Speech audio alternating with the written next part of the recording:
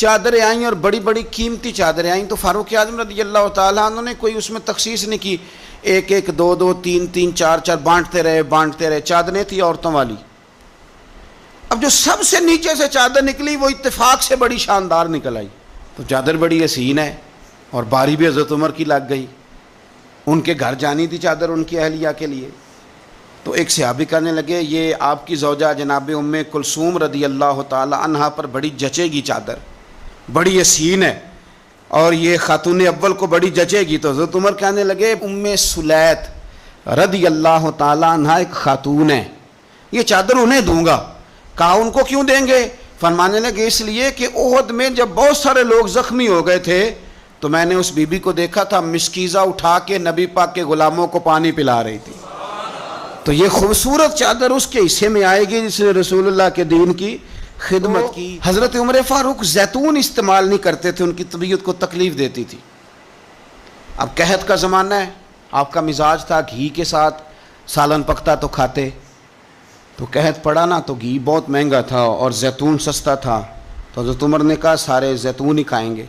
گھر آ کے اپنی بیوی سے کہا کہ آج کے بعد ہنڈیا زیتون میں پکے گی، حالانکہ اس زمانے میں زیتون بہت سستا ہے۔ تو اہلیہ کہنے لگی بچے تو کھا لیں گے تو آپ کا کیا بنے گا؟ فرمایا میرا بھی کچھ نہیں بنے گا، میں بھی کھاؤں گا۔ اب ایک آدمی نے ایک چیز کبھی نہیں کھائی پھر وہ روز کھانی پڑے، 4-5 دن بیت گئے تو پیٹ سے گڑ گڑ کی آوازیں آنے لگیں، اس نے پیٹ خراب کر دیا۔ تو حضرت عمر امیر المومنین اپنے پیٹ سے باتیں کر رہے ہیں، فرمانے لگے جتنا مرضی شور کر، اپنے پیٹ سے کہتے ہیں شور جتنا مرضی کر، گھی تجھے اسی دن ملے گا جس دن میرے نبی کی ساری امت گھی کھانے لگ جائے گی۔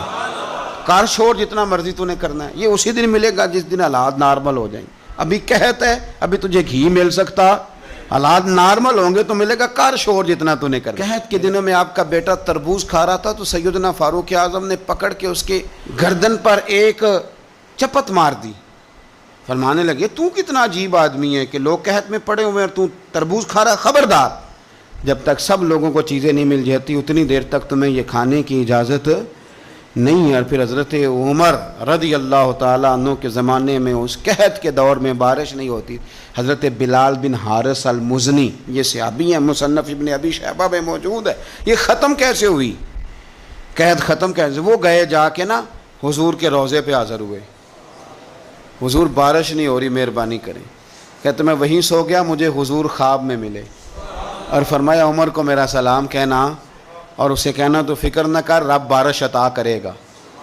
تو بارش ہوئی حضور کے روضہ نور پہ جانے کی برکت سے۔